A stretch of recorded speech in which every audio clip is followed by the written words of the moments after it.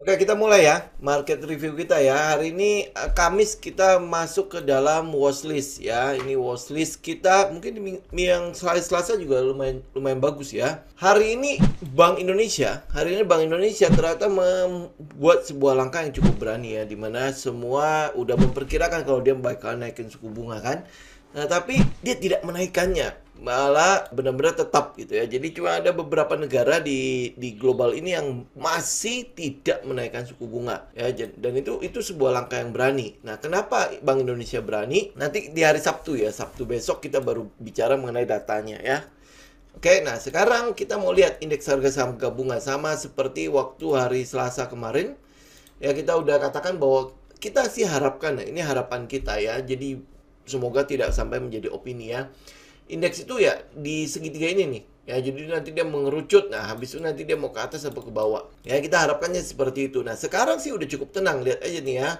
MACD udah sekitar 0 ya. Terus habis itu RSI-nya juga ada di sekitar gocap. Jadi ini kondisi di mana kita bilang indeks harga saham gabungan udah cukup stabil. Dan ditambah lagi, minggu depan itu kan data ekonomi hampir boleh bilang tidak ada yang kira-kira akan mempengaruhi indeks ya.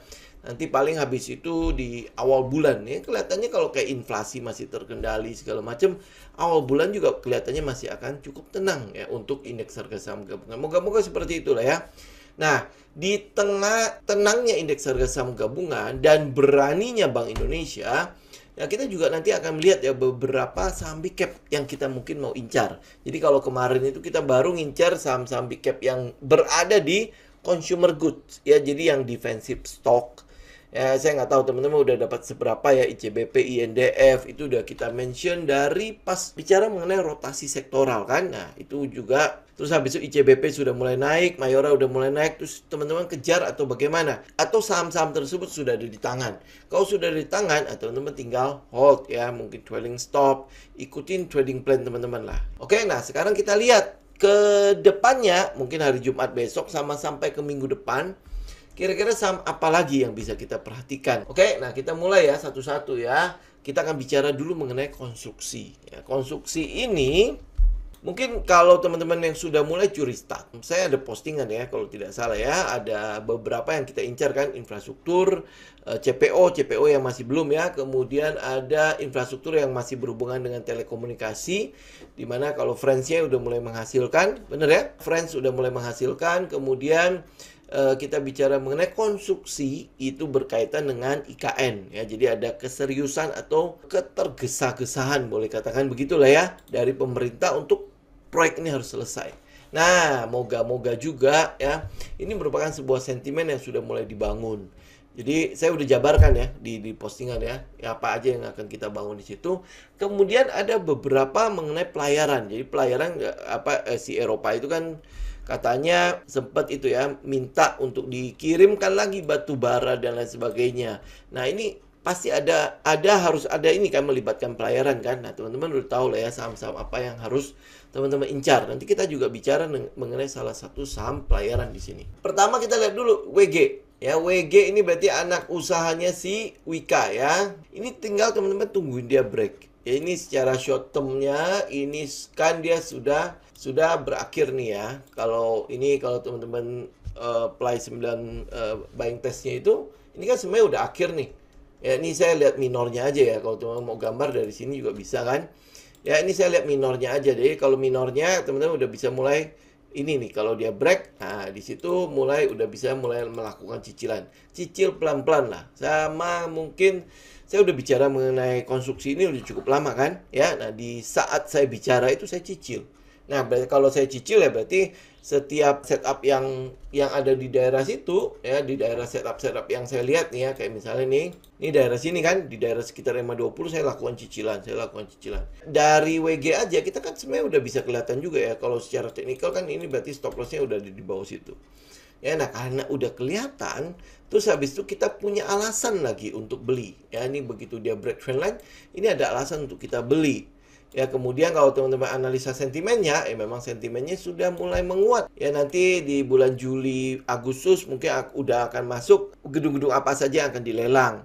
Ya, kemudian ya paling kalau misalnya plus minus 2 bulan untuk persiapan, Oktober mulai akan ada pembangunan fisik. Jadi kita harapkan ya mungkin kayak gitulah ya. Karena Pak Jokowi juga udah ngomong kan bahwa semua yang berkaitan dengan IKN on the track. Ya, on the track. Jadi sesuai rencana. Kalau sesuai rencana, why not gitu ya. Apalagi secara teknikal juga saham-saham konstruksi sudah memberikan kepada kita sinyal untuk masuk. Ya, nah ini salah satunya adalah WG. Kemudian ada namanya Adikarya, ya ini mungkin nanti sebentar lagi juga RLT kan kelar kan di Agustus kan.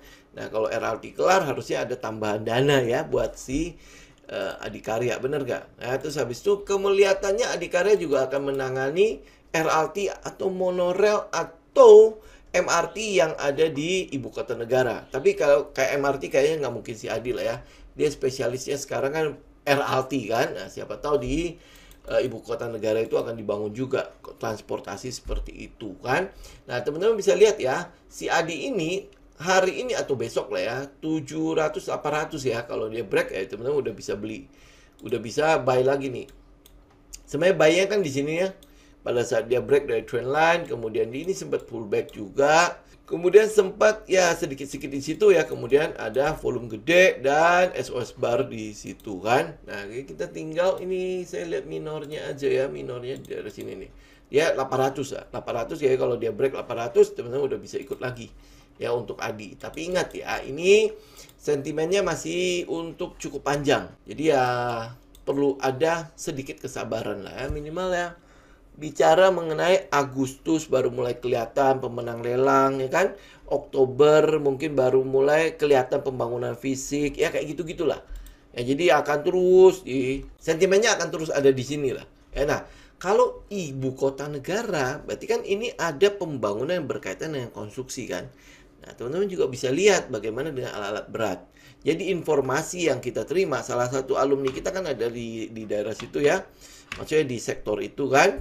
Pemesanan alat berat itu masih inden, bahkan inden sampai 1 tahun. Nah, kebayang nggak sih ada sebuah barang yang kalau kita mau barangnya, ya ini demand-nya lagi meningkat banget ya, supply-nya nggak ada. Nah, bagaimana kira-kira teman-teman melihat emitennya? Ya, jadi nggak heran kalau teman-teman lihat di emiten alat berat ya, di pelaporan keuangannya itu naik, labanya itu begitu besarnya. Seiring dengan boomingnya komoditi, ya berarti kan masih ada inden alat berat tuh. Nah, ini sekarang IKN masuk lagi nih. Nah, ini alat beratnya teman-teman harus perhatikan. Mumpung sekarang lagi koreksi, ya siapa tahu nanti kita bisa ada setup untuk kita masuki. Jadi kejarnya kayak gitu. Jangan sebuah emiten lagi lari kenceng ya kita kejar di situ. Terus habis itu nyangkut di pucuk. Nah, yang parahnya adalah begitu nyangkut di pucuk, udah tahu itu pucuk, terus habis itu ini sahamnya turun ya. Turun, kita hold yang namanya ruginya. Jadi kita genggam aja, nanti dia balik lagi, nanti dia balik lagi.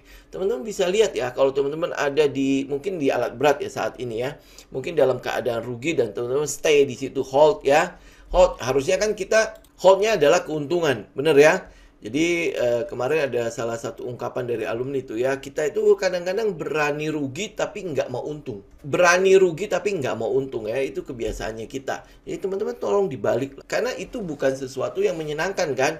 Masa yang digenggam itu ruginya ya, sedangkan untungnya cepat-cepat dilepas. Itu teman-teman perhatikan. Kemudian saya juga mungkin mumpung karena bicara mengenai hal ini, saya harus mention ke teman-teman ya.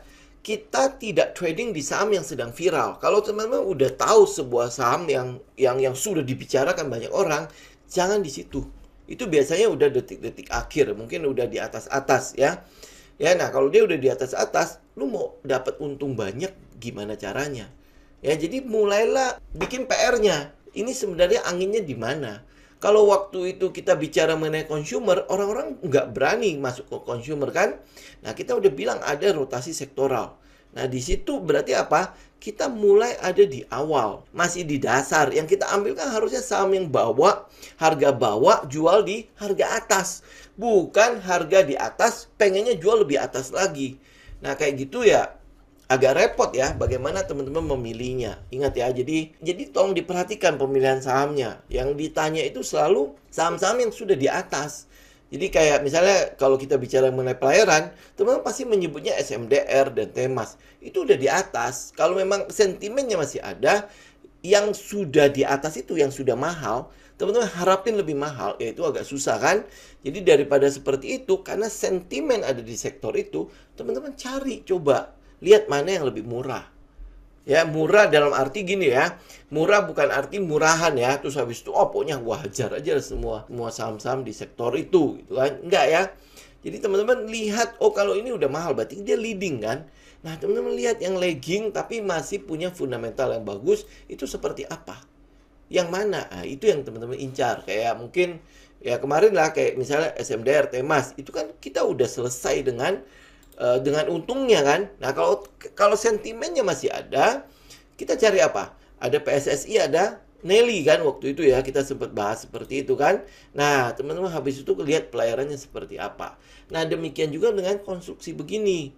Ya kan kita lihat, wah ya ampun ini kan masih di bawah ya. Wah ini saham murah. Ya belum tentu dia akan terus naik, bener nggak? Nah, di situ peranan yang namanya sentimen analisis. Kita kan lihat anginnya dong. Ngapain orang-orang masuk sini kalau tidak menguntungkan, kalau mereka tidak melihat ada sesuatu yang akan datang pada sektor itu, benar nggak?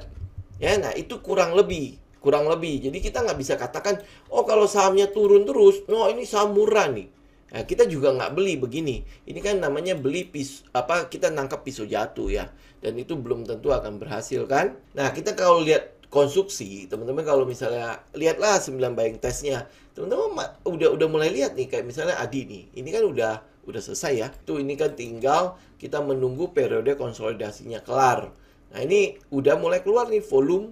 Habis itu pergerakan harganya juga cukup bagus kan. Jadi ya kita tungguin 800. Ya, nah kalau teman-teman mau hold untuk lama, cicil gitu. Karena prosesnya sebenarnya udah kelar nih. Dia break volume gede ya kan, terus habis itu dia udah pullback ya, kemudian dia sempat nungguin di situ. Nah, ini keluar lagi satu volume gede.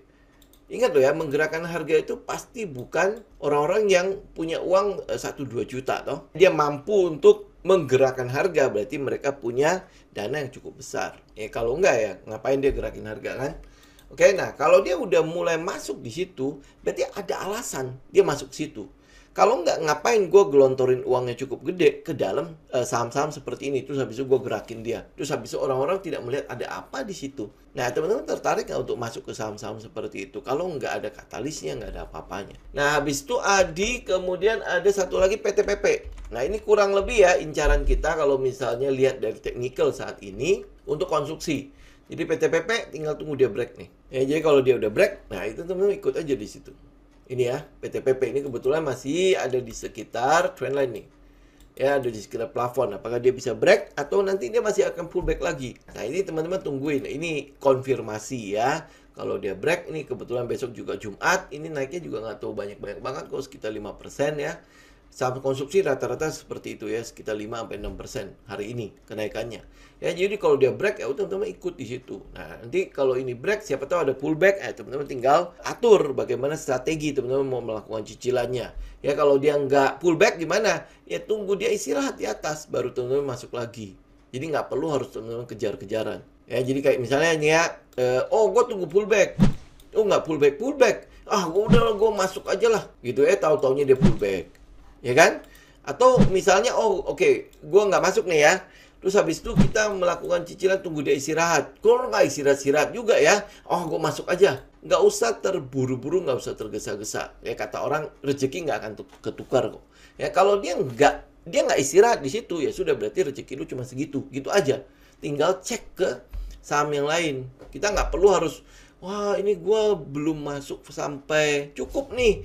Ya, nih padahal gue harusnya masuk sekian, baru masuk sekian gitu. Nah, kalau dia nggak istirahat-istirahat, kalau dia nggak pullback, ya sudah teman-teman cari kesempatan di tempat yang lain. Gitu aja. Gitu. Jadi nggak perlu harus fokus pada saham itu toh. Di Bursa Efek Indonesia ada 790 saham. Memang sebagian besar adalah sampah. Tetapi itu bukan berarti rezeki kita cuma ada di satu saham itu toh. Makanya sebenarnya fokusnya di situ aja. Ini untuk konstruksi. Kemudian kalau konstruksi berarti kita bicara mengenai semen ya. Nah, ini teman-teman lihat ya teknikalnya untuk SMGR. SMGR ya. Nih SMGR kita mau tunggu dia ada di area sini nih. 7.500. Jadi 7.500 ya sekitar 7.500-an lah sampai 7.600 600 7.700 ya. Nah, area situ teman-teman perhatikan, dia break dengan volume gede. Nah, itu yang teman-teman lakukan buy. Kalau di daerah sini itu namanya teman-teman spekulasi buy. Bisa jadi teman-teman buy di daerah sini, mungkin nanti dia akan terusin lagi sideways-nya. Jadi lama lagi kan. Ya biasanya kan orang-orang kan, ya ampun, udahlah gue jual aja. Habis itu udah naik. Nanti bilang lagi ya kan, wah bandarnya nggak kasih gua ini dan lain sebagainya. Padahal ya teman-teman cuma butuh sabar doang, nggak ada urusan soal bandar-bandaran. Nah kalau teman-teman nggak mau sabar, yang maksudnya nggak punya sabar-sabaran begitulah, konfirmasi aja deh break. Ya breakout, nah kita buy. Kalau dia ada pullback, buy lagi. Kalau dia nggak ada pullback, cari istirahatnya, buy lagi di situ. Kalau nggak ada istirahat, sekali lagi, udah cari kesempatan di tempat lain. Itu SMGR. Kemudian, nah ini buat ayam-ayam ya. Ayam-ayam kan banyak yang tanya tuh ya. Ayam-ayam, nah teman-teman udah mulai perhatikan karena udah mulai dekat plafon. Ya udah mulai dekat plafon. Kenapa kita nggak masuk daerah sini sih? Ini namanya buy on weakness, spekulasi buy ya. Untuk market seperti ini kita nggak lakukan. Jadi lebih baik ya tunggu dia breakout. Ya terus habis itu ngomong gini. Ya ini kan dia udah naik begitu tingginya. Apa dia bisa breakout? Ya, apakah nanti kita udah ketinggalan? Nah, teman-teman jadi pertanyaan kan, maksudnya ketinggalan itu seperti apa? Kenapa? Karena teman-teman lihat dari garis besarnya dong. Itu harganya ada di mana? Ya, harganya masih di bawah. Nah, yuk nggak berani tunggu sampai ke sini, tunggu sampai konfirmasi, ketinggalannya di mana? Ini aja ya break trendline ini, itu masih break minornya loh. Majornya itu masih di atas ini. Gitu. Jadi nggak mungkin namanya ketinggalan di situ. Nggak ada istilah wah gue ketinggalan nih kereta dan lain sebagainya. Kalau benar-benar ketinggalan, udah tinggal cari kesempatan di tempat lain, ya. Ya, nah ini ya tinggal teman-teman perhatikan ya. Ini sekitar berapa ya? 5.700 sampai 5.800 nih. Daerah sini ya. Dia break karena dia udah naik cukup banyak. Biasanya kalau break pasti ada pullbacknya. Ya, jadi akan ada orang yang melakukan profit taking. Jadi ya pada saat break kita lakukan cicilan 1. Karena kita udah tahu nih ya, dia udah naik 1, 2, 3, 4 hari ya. Nah berarti pada saat dia break, ini kemungkinan besar akan ada namanya profit taking. Akan ada ya. Jadi tinggal lihat pullbacknya. Jadi ini pullback bisa teman-teman melakukan cicilan kedua. Ya dan sekali lagi ini sebenarnya nggak ada urusan soal pengiriman ayam ke Singapura. Kayaknya teman-teman cari sentimennya lah. Kenapa dia mulai naik. Karena JPFA juga begitu. Ya ada di dekat plafon. Ya dekat plafon. Ini bahkan kalau teman-teman mau ini ya. Mau lebih awal beli. Teman-teman bisa buy di sini sekitar 1.500. Ini untuk JPFA ya. Tapi kalau saya boleh sarankan. Teman-teman lebih baik tunggu dia break dari trendline aja. Dia break trendline berarti kan memberikan kepada kita sinyal bahwa dia sudah mulai akan reversal ya. Jadi ini tadinya dia turun ke bawah sini, bikin manuver di bawah. Nah, ini gua confirm kalau gua mungkin akan ngelanjutin sideways yang di atas kah atau terus naik. Ya. Oke, nah demikian juga dengan main. Cuma kalau main ini mungkin agak-agak lelet-lelet dikit lah ya. Ya nih main teman-teman bisa lihat di 650. Jadi dia break, ya sasarannya di 712.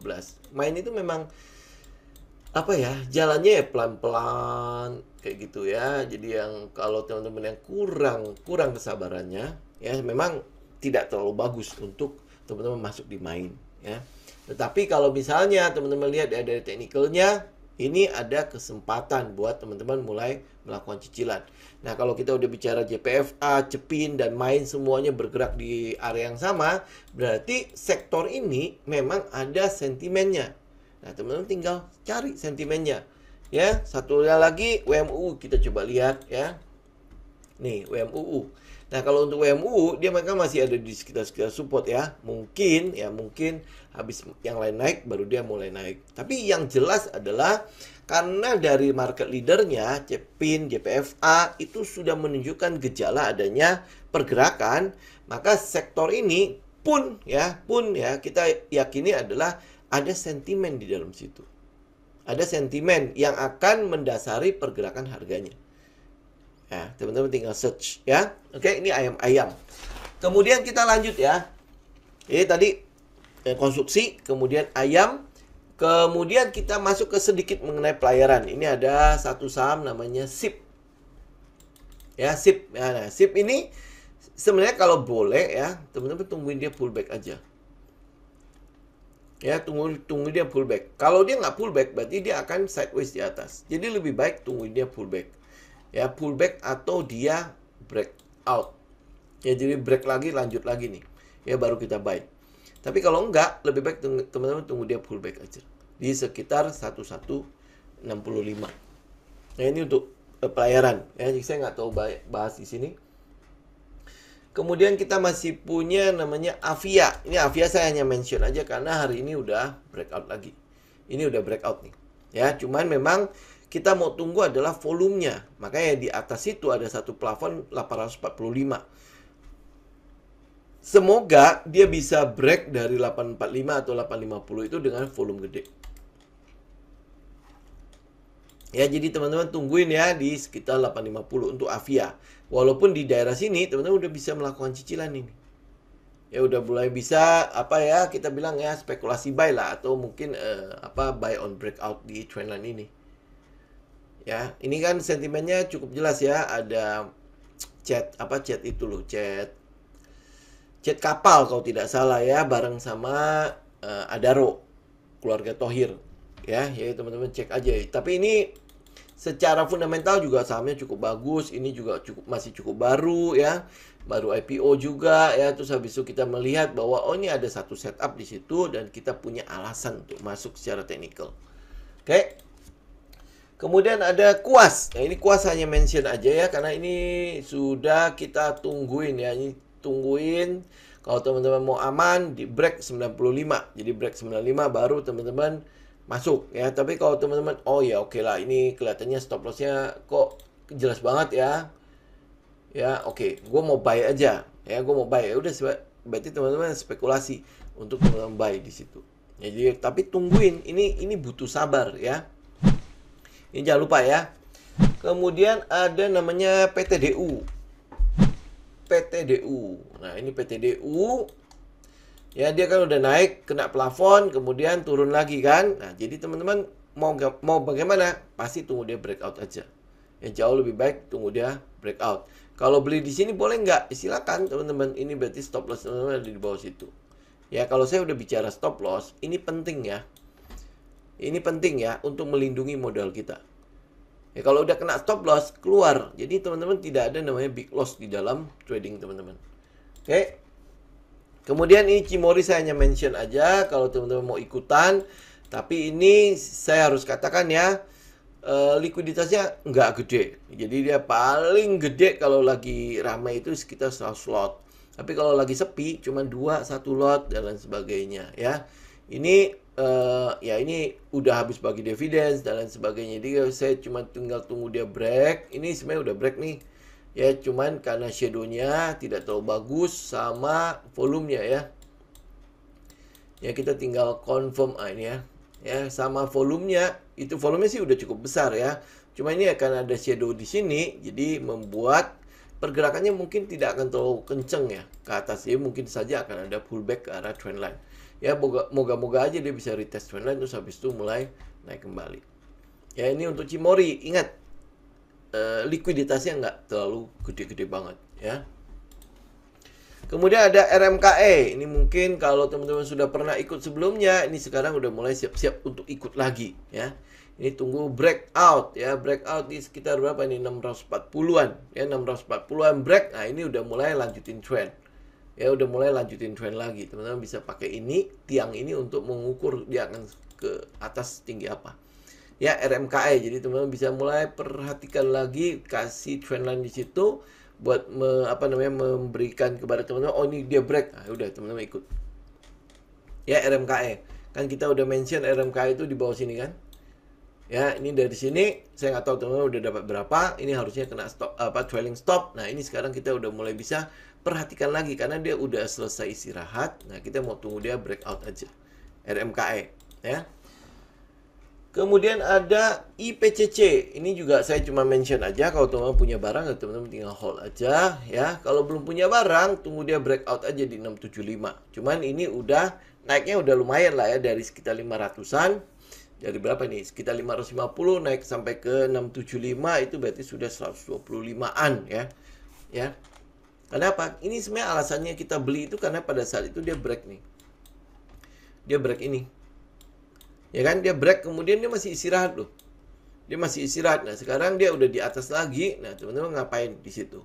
Ya, nah ini mungkin kesempatan ya kita boleh bilang terakhir aja lah ya, 675. Next habis itu kita udah nggak mau perhatikan IPCC lagi. Teman-teman jangan kejar-kejaran lagi ya.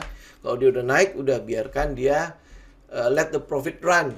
Jadi bukan dikejar. Oh, gua nggak punya nih. Waduh. Ketinggalan nih, terus habis itu tinggal masuk aja. Dari tadi aja kita dapat berapa saham ya, cukup banyak kan saham di situ. Jadi ya teman-teman, kalau memang udah ketinggalan di situ, ya udah tinggal lihat yang lain. Tapi kalau semuanya ketinggalan, ya teman-teman udah boleh tanya, ngapain aja lu di sini gitu loh. Ya kan? Ini nggak berani ikut, itu nggak berani ikut, ya ini ketinggalan, itu ketinggalan. Ya udah, itu tinggal tanya lah diri sendiri seperti apa. Ya, kemudian ada IMAS. Ya, IMAS ini juga ya, ini saya cuma mention balik aja setelah dia break, ini masih ada di atas itu, pullback. Nah, ini tinggal tunggu dia break nih 855. Jadi kalau sampai itu nggak ikut juga, ya saya nggak tahu lagi. Ya, ini udah tinggal teman-teman lanjutin trend aja. Ya, kalau teman punya barang ya udah tinggal lanjutin. Kalau belum punya barang, ini 855 teman-teman bisa ambil, setelahnya udah jangan terlalu dikejar lagi. Apalagi kalau misalnya pergerakannya udah tembus dari resisten demi resisten ya. Ini cuma karena dia masih di bawah kan. Dia artinya kalau dia tembus ini, berarti ini konsolidasi udah selesai nih, yang bawah ini. Konsolidasi udah selesai, berarti box ini dia udah tembus ya, tinggal ke box selanjutnya. Gitu, oke? Kemudian untuk yang saham yang terakhir adalah PWR. Ini mungkin tidak terlalu ikut juga ya, tapi teman-teman bisa perhatikan lah. Ini dia kayak bikin flag gitu lah. Ini flag ya. Nah, jadi tinggal teman-teman lanjutin aja. Mungkin nanti Juli itu kalau tidak salah ya, itu kan ada kenaikan listrik ya, biaya listrik. Nah, kalau dia ada kenaikan biaya listrik, harusnya ada keuntungan dia. Operasional tetap, kemudian operasional juga nggak bilang tetap juga karena harga batubara naik kan. Tapi setidaknya pelanggannya kan tetap. Ya, pelanggan tetap tidak berkurang. Nah, sekarang kalau naikin harga ya pasti ada pemasukan lebih lah untuk perusahaan ini. Oke, nah demikian ya teman-teman ya untuk watchlist kita hari ini. Semoga bermanfaat. Jangan lupa bikin trading plan-nya ya, tuh sesuaikan dengan karakter masing-masing. Ya, kita ketemu nanti di hari Sabtu mendatang ya. Oke, thank you semuanya, thank you untuk waktunya. Salam tim.